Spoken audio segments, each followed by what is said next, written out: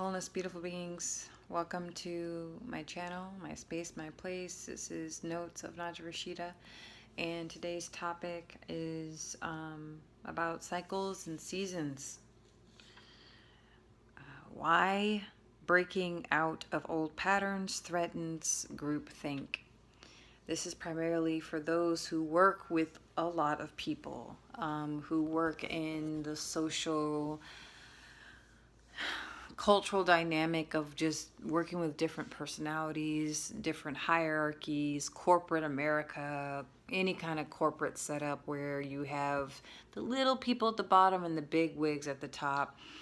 We're all very familiar with that. And one thing I've come to conclusion with all the places that I've lived, all the countries I've visited, all the states, all the places I've traveled, and different jobs and different career paths, I will say this.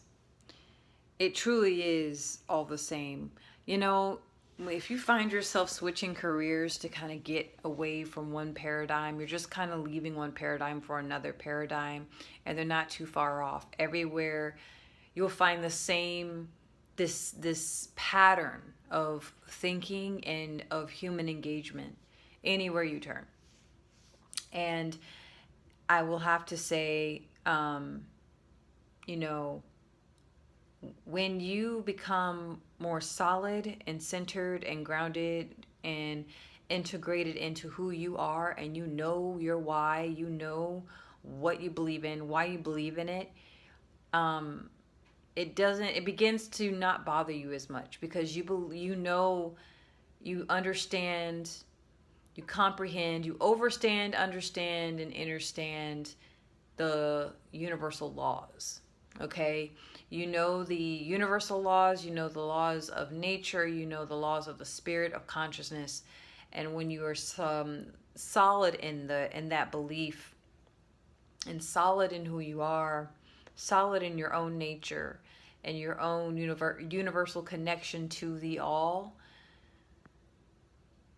you tend to pick your battles wisely and consciously, because we all have to play in the weird game called life. We all have to pay taxes. We all have to pay these bills. We all have to feed ourselves, put gas in the car. We all have to feed our kids. We have to tend to our lovers and friends and sustain ourselves, and check in with our mental health, put money in the bank, save up for health insurance and car insurance and house insurance and all the other insurances, even though nothing's guaranteed, right? We all have a death coming, as my dad says. Even with all that, we have to play the game. And there are times where it is imperative that you play a card, you play a hand. But it's also equally as important to be mindful, heartful of when you're playing your hand. Because when you show all of your hands and you're in a kind of a toxic environment, you're in a challenging environment, you're in the clash of the egos, right? Like Clash of the Titans, right? You're constantly facing a lot of resistance. You don't want to play all your cards. You don't want to display all of yourself.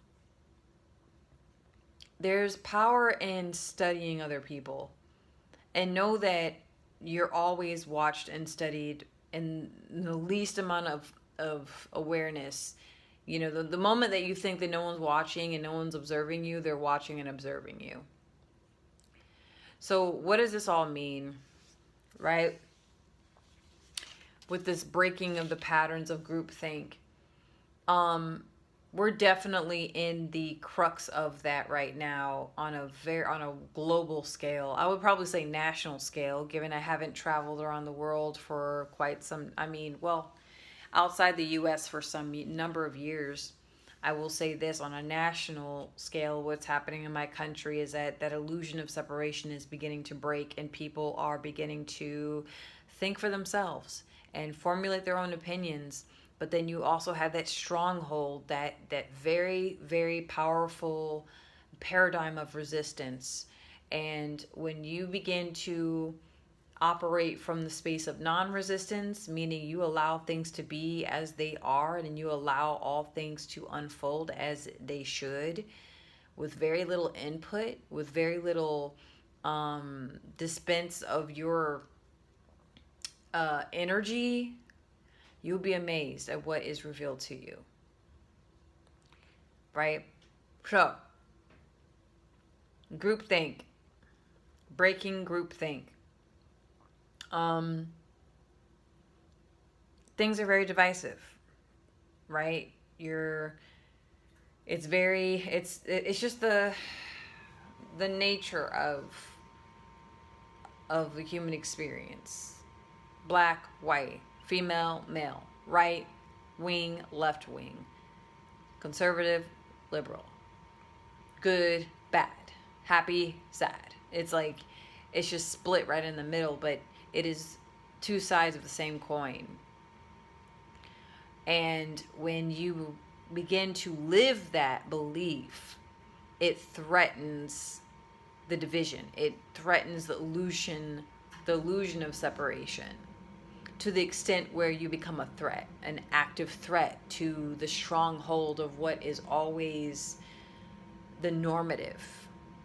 And so I was sharing with a young colleague of mine, like, you gotta pick your battles very, very cautiously and with intention, because it's not about, when you're spending so much energy in certain battles in life, you won't have anything left for the war.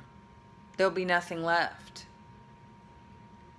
Right? So be conservative with your energy and harness that energy to, get yourself straightened out. Straighten your business out. Take care of your house, right? Take care of your household, meaning your inner mind, your heart, your body, your health. Being solid in the direction that life is pulling you. Being solid in the direction of your choices. I don't believe in the philosophy that people are out to get you. People are out to get you if you allow yourself to believe that they're out to get you. And it could be very true. People are out to get you. Whoop-de-whoop. But it's about this being in the space of allowance without allowing people to walk all over you. And that's kind of a really hard dance when you are coming into yourself, when you're standing your ground, when you're activating in your inner voice. How far is too far? How little is too little? I've always been one to avoid confrontation, but believe you me, I've had moments in my life where life was like, it's time for you to grow the F up and speak up for yourself. And then there are times where I really wanted to say something and I really wanted to react, but I had to stay silent. It's knowing when to move, how to move, and when to stay put, and when to keep your mouth shut. Not every battle is meant to be won. Not every war is meant to be fought.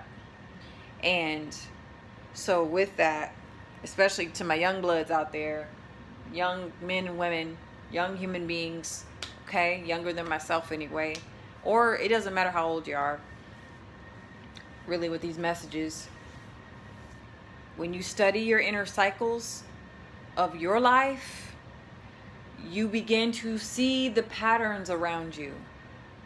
Like my current situation now, I will say it's like a similar, it's a similar setup to what I've already experienced throughout my life. Because I set aside time in my life to study my inner world. And when you create that type of connection with the self, with the spirit, with the soul, you're not overwhelmed and you will never be overcome by external realities that do not belong to you. So please take this message as you like it, however it fills you up or empties your cup. I don't know. It is what it is, but I just felt really called to share this message with you. Be aware, if you're going to challenge the status quo, Be prepared. Don't be shocked. Don't get caught up in the small dramas of the thither and thither and you know, like don't get caught up. Look at the bigger picture, but look at the small details too. And you have to ask, the most important question in this message is you have to ask yourself, what role are you playing in it? Are you playing an active role in the drama? Are you the observer? Are you the earth shaker? Are you the manifester? Are you the projector? Are you the stabilizer? Are you the generator? Are you the silent type? We all have roles we gotta play because this is a game. Just don't waste your good cards on worthless BS, and don't waste your time. Time is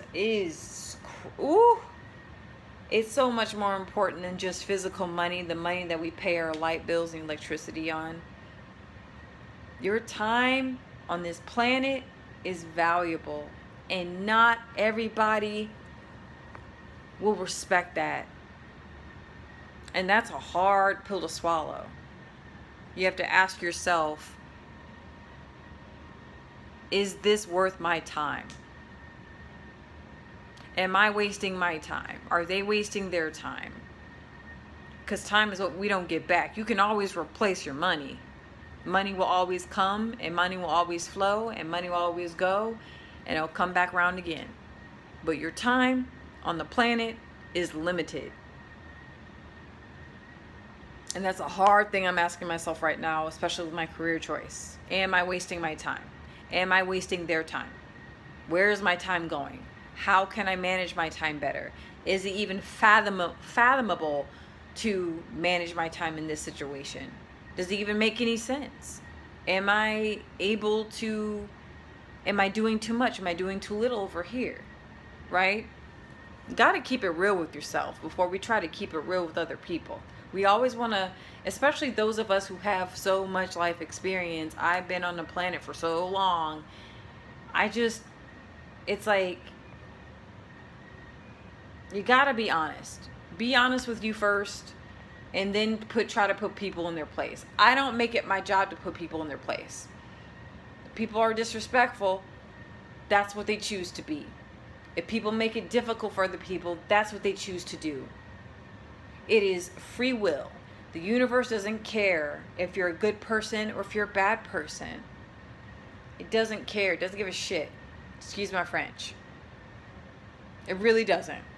It's what you do and what you don't do. It is your free will and the weight of the consequences of your choices that you have to live with. Not your mama, not your daddy, not your boyfriend, your girlfriend, your best friend, your enemy, the stranger you bumped into in the middle of the night. I don't care. I don't know, your pet. No. We have to live with the weight of the weight of our choices. People choose to treat people with respect. Great. The universe will throw respect at you. You choose to treat people in an unkind, disrespectful manner, the universe will just throw it back at you. It's not about being a good person or a bad person. It just is what it is. You put out, the universe will put in. That's it. Why do bad things happen to good people? Or why do good things happen to bad people? It is what it is. We can sit here and over philosophize. That's not even a word. But we can, sit here and try to dissect and analyze why good things happen to bad people and why bad things happen to good people. And, and there'll probably all be valid reasons why, but nah, bruh.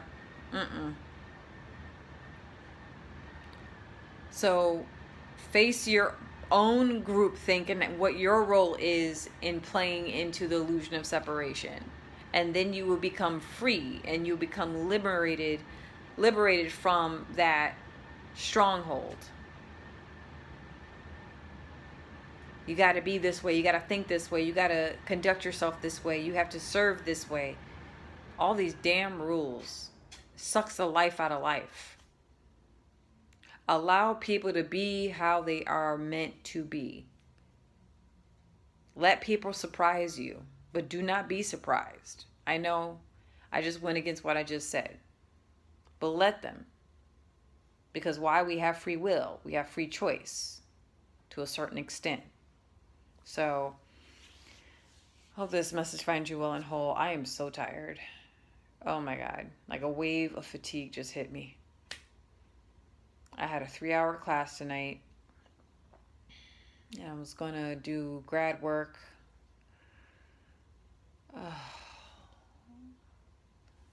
And now at 8.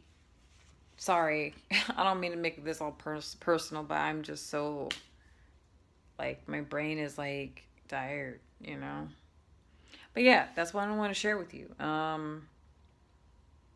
Study your cycles and seasons, and you're going to see that a lot of the crap or the experiences that you're going through, it's nothing new. There is nothing new under the sun. Ain't nothing new. And if it truly is a new experience, be prepared after that experience for that experience to repeat itself again. Ain't nothing new. Ain't nothing new.